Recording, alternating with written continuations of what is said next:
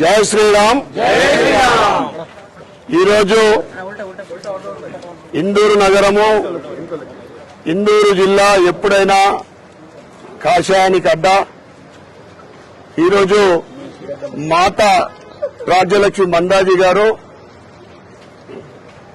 ప్రధానమంత్రి నరేంద్ర మోడీ గారు మూడవసారి మళ్లీ ప్రధానమంత్రి కావాలని, భారతీయ జనతా పార్టీ కేంద్రంలో ప్రభుత్వం ఏర్పడాలని మాతా గారు ఈ నెల 12వ తారీఖున మదురై నుండి ఏప్రిల్ 18 వరకు 65 రోజులు మరియు 15 రాష్ట్రాల గుండా బుల్లెట్ పైన ఆమె ప్రయాణిస్తా ఉంది.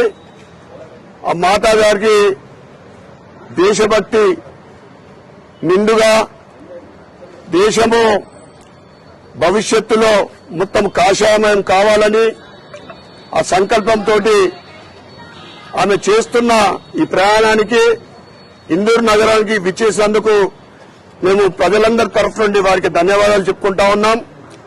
సుప్రీంకోర్టు లాయర్తో పాటు గిన్నీస్ బుక్ రికార్డు అంటే వెయిట్ లిఫ్టింగ్ లో ఆమె అన్ని అర్హతలున్నా గాని దేశము బాగుపడాలి, దేశమంతా కూడా పురాతన సంస్కృతి సాంప్రదాయం ఏదైతే ఉందో మళ్లీ పునర్వైభవం దేశంలో వెలుగొందాలని తప్పకుండా ప్రధానమంత్రి నరేంద్ర మోడీ గారి ఆధ్వర్యంలో ఇది సాధ్యము. ఎందుకంటే